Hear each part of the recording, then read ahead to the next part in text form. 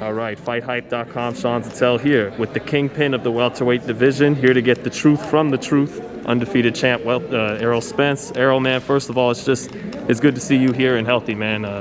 Yeah, definitely good to see you. You spoke on First Take this morning with Max Kellerman, Stephen A. Said, my job, what I'm looking to do is beat Garcia more convincingly than, Porter or Thurman did and make it one-sided. I know you can't give away a game plan, but could you preview to us why you think you will make that happen Saturday night?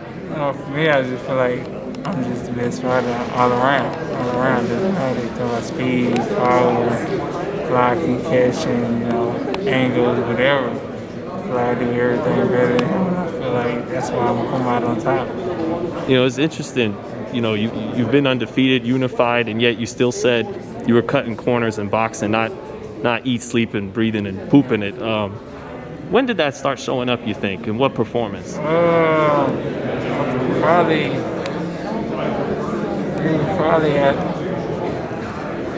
at the Marquez fight a little bit,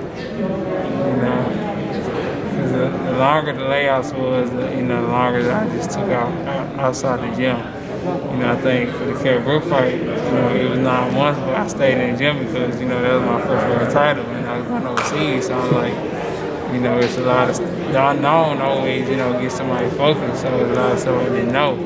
So I was training to my best ability for that. And that was like my extension to, making some real money. So, I think, after that, after like the Lamont thing, I basically, I never started out like work ethic. Like my work ethic always been on point, always worked hard, stayed. But it's just like other stuff like being outside the gym and, and when you're not in the gym and I'm not coming to the gym sometimes just to work out, or I'm not running sometimes, or I'm not doing something, I'm just turning into a couch potato and stuff like that, playing a video game and eating ice cream and cake late at night and things like that, and just blowing up your weight. And then once camp come around, I'm trying to lose it and kill myself to lose the weight. So it's just stuff like that.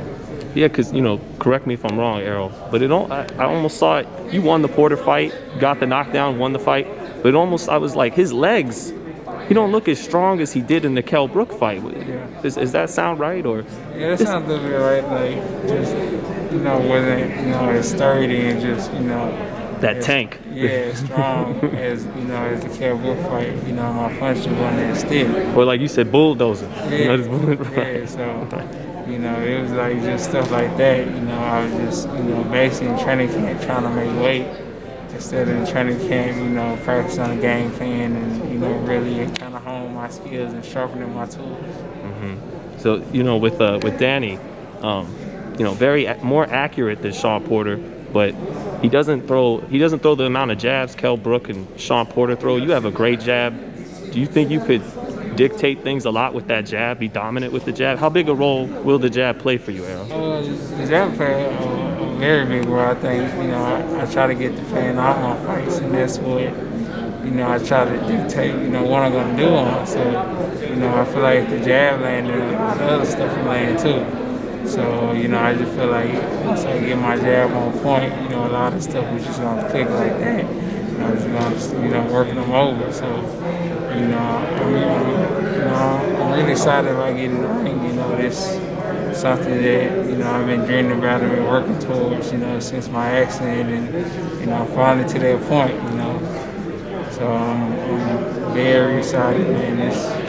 It's going to be, memorable for me, especially. I think it's memorable for a lot of fans and things like that too. My first fight back, and for me, I'm looking at it, one-sided fight. So we'll see. How do you offset a guy's counterpuncher? That's like the thing a lot of people feel is one of his best strengths. For me, I think going pump fakes and and angles and things like that. To making them fight too. I would say somebody, especially hitting hard enough. So. For me, it's just being on point, doing everything, having defense and, blocking shots and bringing my hands back. I feel like when you throw a punch, you bring your hands back. It's easy for you to catch the punch. So So for me, it's just, working everything and just making sure everything is on point. You know, like just hearing you talk about that, would you say you're one of the most maybe the most fundamentally sound fighter in the game? Oh, definitely. Yeah. Definitely. I think I'm probably the most fundamentally sound fighter in the game. I don't know. I like Tony Harrison. I think Tony Harrison is real fundamentally sound. Triple G? Julian Williams. Julian Williams is real fundamentally sound. Triple G is real fundamentally sound. Canelo is real fundamentally sound. So, I think, I'm right there, with everybody and fundamentally, just sound. Yeah, because for what it's worth, I would always tell a kid, if you want to learn the fundamentals, you watch an Errol Spence or Winky Wright, or it's like that's who you watch if you want to. But Danny, he hasn't thrown as many punches since moving up in weight. Him and his dad, they said, we learned from that. We're gonna throw more punches this fight. How do you think that affects the fight? What do you think of that, Errol? Well, we'll see. I think him throwing more punches, being more open. So, we'll definitely see how that works out for him. He's never been dropped. He's never been stopped. Never been dropped to stop either. So, hell of a fight. So you don't think it goes the distance? I mean, neither guy's been stopped or dropped before, but you don't think it goes the distance? It could go the distance, or it could be a stoppage. We definitely got to see. Either or for me is fine with me. It go the distance or I stop him. I think a stoppage is much sweeter, but if I can get just a victory, then we'll do it. We'll go for that too.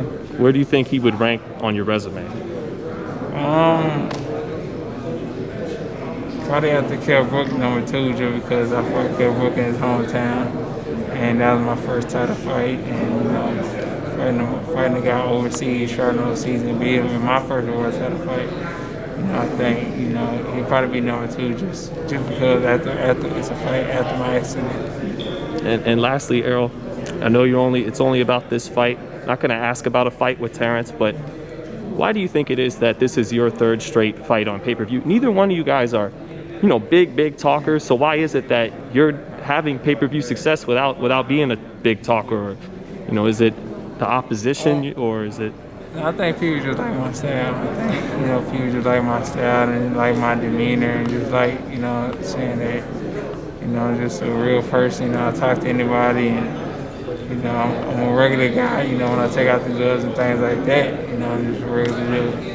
I think people like you're a savage in a very calm way. Like you'll say something very matter of fact. But yeah, if you have anything like that to say, otherwise, have a good fight, Errol. Anything else you want to say to boxing fans? No, everybody just tune in on Fox PayPerView. And if you can't tune in, and if you're in Dallas and come to the fight, please come to the fight. It's gonna be an amazing fight. I'm putting on an amazing performance, and I can't wait to get there Saturday night. And actually, Earl, one last one. Will it even take for you to get hit in this fight to know exactly how your chin will hold up after that? Or do you already know? Yeah, I already know. I've been hitting sparring a lot of times. So now I'm good. Thanks so much, Errol. No problem. Fight night, Fox, pay-per-view, Saturday night here, Cowboy Stadium. Can't wait.